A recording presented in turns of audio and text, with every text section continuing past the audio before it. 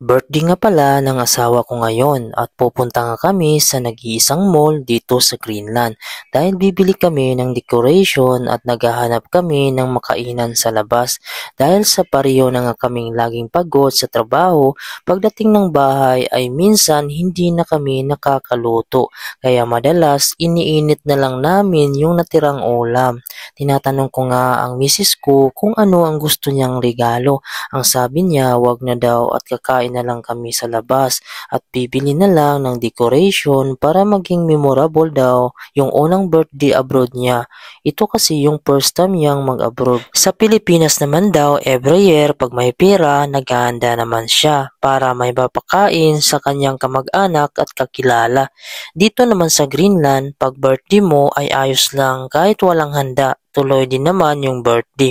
Ang napansin ko dito sa Greenland tuwing may birthday ay hindi naman lahat nagsiselebrate. Kadalasan naman bata lang ang nagsiselebrate. Sa atin naman kasi nakaugalian natin sa Pilipinas ang maghanda. Okay lang naman yon pag may pera tayong panghanda, pero wag naman po mangutang para ihanda lang. Hindi naman kalayuan ang mall sa bahay namin. Nasa 5 minuto lang kung lalakarin mo. Nagsasakyan na lang kami dahil nga lumalamig na dahil palapit na yung winter. Kahit naman summer dito ay malamig pa rin sa buong taon. At dito na nga, nakarating na kami dito sa loob ng mall ng Greenland. Alam nyo ba dito na maagang nagsasarado yung mall ng Greenland? Kaya minabuti na naming pumunta agad dito pagkatapos ng trabaho. Kadalasan dito ay nagsasarado na alas 5 ng hapon. Pero may mga ibang pwesto dito na nagsasarado ng alas 6 at alas 7. Kaya minadali naming makapunta sa aming bibilhan. Hindi naman kalakihan yung mall nila dito. Actually hanggang first floor lang nga yung may mga pwesto dito. Yung papuntang second floor pataas ay mga office na. Ito lang ang pinakapasyalan ng mga tao dito tuwing nag-grocery, bibili ng mga gadget at gamit, damit at iba pa. Kaya tuwing sahod ay laging puno ng mga tao itong mall. Paano ba naman ay nag-iisa lang yung mall dito sa Greenland? Buti nga dito may mall pa, sa ibang lugar ng Greenland ay wala pa. Mas high-tech pa nga tayo sa Pilipinas kung tutuusin. Ang problema lang ay wala tayong pera. At dito na nga ay nakapasok na kami kung saan mayroong nagbibinta dito ng mga decoration gaya ng mga balon. Alam nyo ba dito sa loob ng mall ay halos mga Pilipino at mga Pilipina yung mga nagbabantay gaya ng mga sales lady, mga nagtatrabaho sa fast food, grocery at iba pa dahil nga ang mga Pilipino dito ang tanging inaasahan ng mga lokal dito pagdating sa trabaho.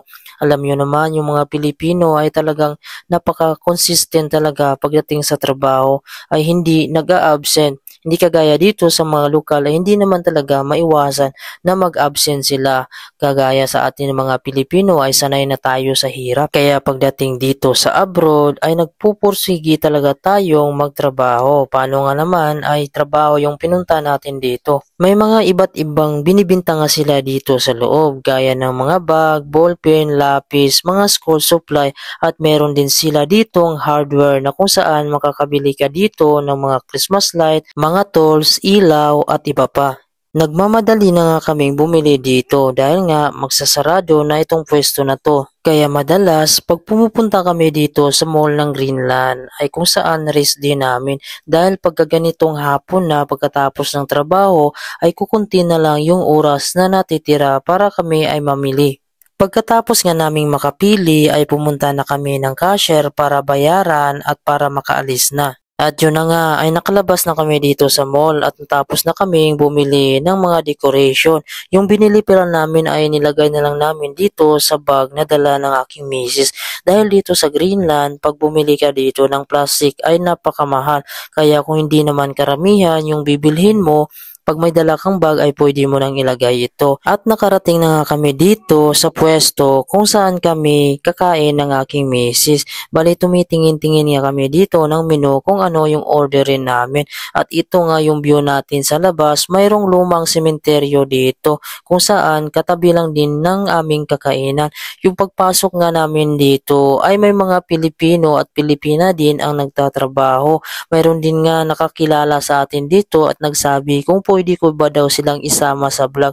Hindi ko nga sila naisama sa vlog dahil nga nahihiya ako. Baka kasi may mga taong mahagip sa kamera at ayaw nila. May iba kasi dito medyo mahiyain at naiilang ako. Pag mag-video ako mga kabayan ay baka makita sila sa kamera at ayaw nila. At ito na nga mga kabayan, nandito na nga yung in-order namin. Yung in-order pala namin ay itong manok at yung sa misis ko naman ay burger. Naghahanap nga kami dito ng gulay kasi wala namang gulay. Bago tayo kakain, syempre magpasalamat muna tayo sa Panginoon sa mga biyayang natatanggap. Lalong-lalo na sa Panginoon na nagbigay sa atin ng panibagong kaarawan na naman. At pangalawa, pasalamatan natin yung ating mga ina dahil nga sila ang nagbigay buhay sa atin. Nanggaling tayo sa mga sinapupunan nila.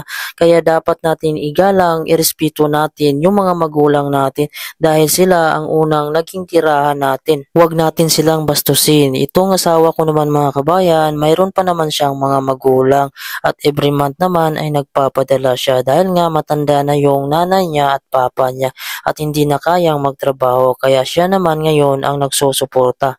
Yung pag-a-abroad naman namin dito ay hindi lang naman para sa aming dalawa, sa aming mga anak. Siyempre may mga magulang din kami, mga kapatid na sinusuportaran din namin paminsan-minsan pag may mga sobra kami. Siyempre ang priority talaga namin yung sarili naming pamilya. Ang sinasabi ko lang naman kapag mayroon naman kayong mga sobra ay suportaran nyo din yung mga kapatid niyo. Kahit papaano mga kabayan, sila lang naman talaga yung tunay na karamay natin. Yung sarili nating pamilya ay dapat wag natin itakwil yan. Tuwing kakain nga kami ng aking miss dito sa mga restaurant ng Greenland ay talagang naghahanap kami kung mayroon bang mga gulay dito na menu.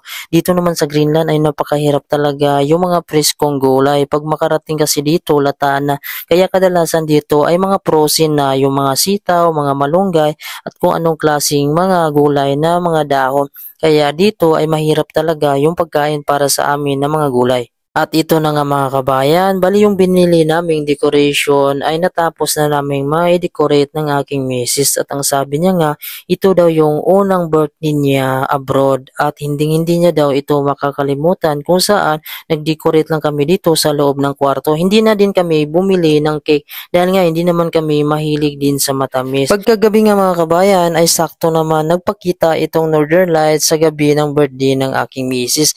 Ito nga yung unang lapit niya talaga sa Northern Lights kung saan nakapapicture siya na medyo napakalaki at napakaliwanag. Dati kasi sumisilip lang siya sa bintana dahil nga sa sobrang lamig. Itong time kasi ay medyo hindi siya sobrang lamig at hindi malakas yung hangin. Okay mga kabayan, hanggang dito na lang yung aking video. Huwag nyo naman po kalimutan i-subscribe yung ating YouTube channel. Pindutin na din yung bell notification para updated kayo kung may bago tayong mga video.